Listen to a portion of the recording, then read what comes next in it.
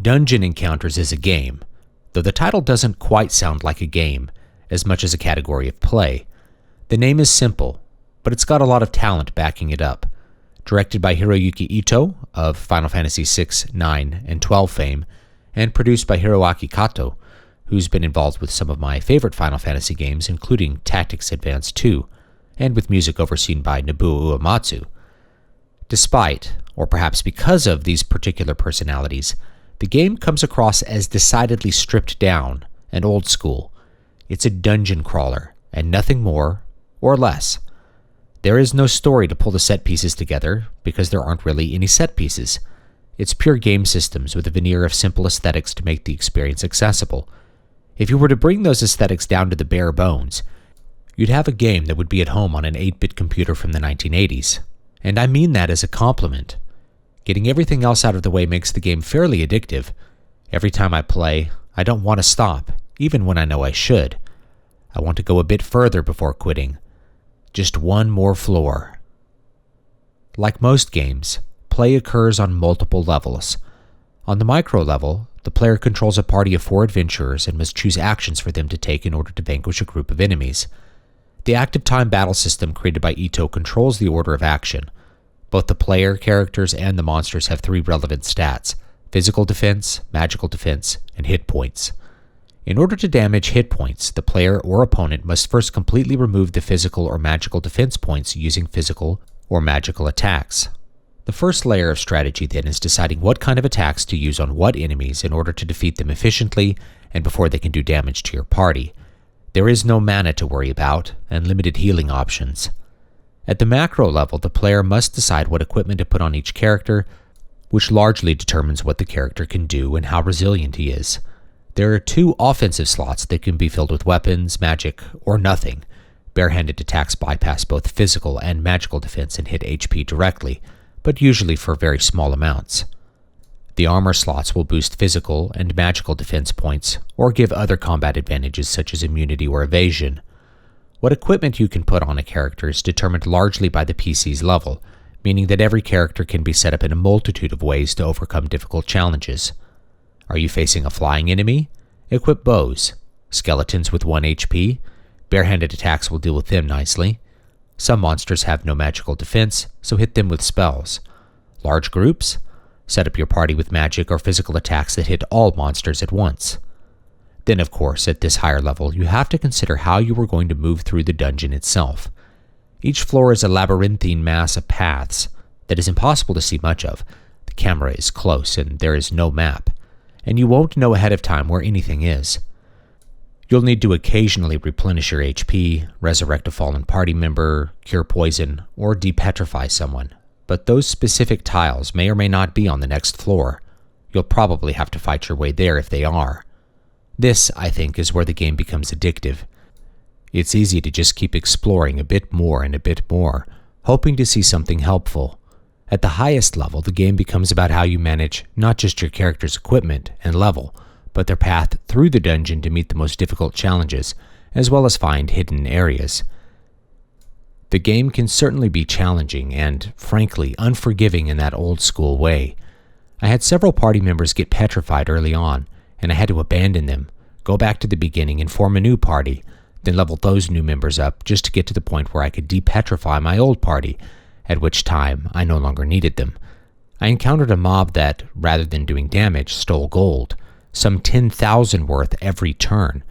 I figured I couldn't go below 0, so I kept on fighting rather than fleeing, but little did I know I could go below 0 gold. I ended up 36,000 gold in the hole. Luckily, you can get equipment from monsters and eventually gold becomes plentiful, but that was certainly a surprise. Also of note is that there is no save system per se. Rather, the game is constantly autosaved. That means that if you make a mistake, you can't reload an old save and recover. If all your characters die, it's game over. Forever. You'll have to start again at level 1, just like the old days of pen and paper. I think, in fact, that the rather old-fashioned approach that Dungeon Encounters takes will put off lots of gamers that aren't used to failing early on, or are uncomfortable with that kind of total failure. Personally, I find it refreshing and engaging. I like my decisions to matter. No story also means I don't feel too burdened with having to go back. It's pure gameplay and, therefore, much more efficient than if you had to start a story-based RPG from scratch.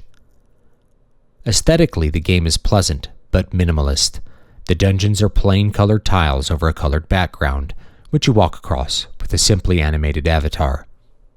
The party and the monsters it faces are merely drawn portraits. Animations during battle are very simple and are laid over static portraits. Things that are common in JRPGs, like battle and victory animations, are jettisoned to get the gameplay happening as quickly and efficiently as possible. Backgrounds or paintings. All these things are high quality, but very simple.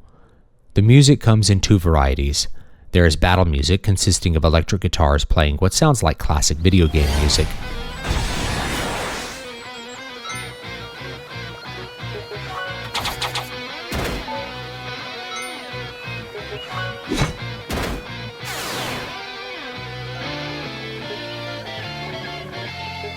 And there are ambient background tracks, which are usually just sounds or the occasional soft musical piece, like in the starting area.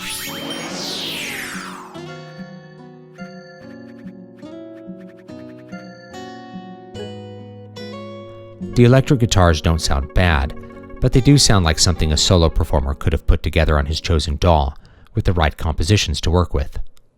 It looks and sounds like an indie game, and is even priced like one at $30 US. I paid less because it launched on sale. That is not an insult, because I do believe a small studio could produce this sort of product with a minimal budget, but the linchpin is the system's design. The minimalist approach puts the game system front and center. If the gameplay wasn't on point, it wouldn't work. Luckily, Dungeon Encounters has industry veterans running the show and designing the battle systems. I think anyone looking to develop a game in a similar vein should pay attention to that. Gameplay needs to come first. It has a built-in advantage in that it is also published by Square Enix, who merely by doing so can shine a light on this little gem that could have gotten lost in the giant sea of indie games. I'm actually a little surprised it got made. So, in conclusion, I'm enjoying the game so far. I haven't beaten it, and I'm not quite halfway through the 99 floors of danger, but it hasn't really slowed down for me. Once I got a handle on what I was doing, the game really opened up, and I found the steady exploration of all the floors to be quite a lot of fun. So if you have an itch for old-fashioned RPG action, stripped to the bone and without frills, this game is it. Thank you so much for listening to this little review. Hopefully you found it helpful for making a decision as to whether or not you'd like to buy this little game. You can, of course, support me by buying my books, which can be found at dvspress.com, and you can get a free book, actually, for signing up at my mailing list at dvspress.com/list. And I'd like to remind everybody that through the end of October, which is coming in just a couple of days here, all of my horror books are on sale for 99 cents, so you can grab those, including the newest one, The Wasting Desert, which is a fantasy horror book. So thanks so much, you guys, and I hope you have a great, great day.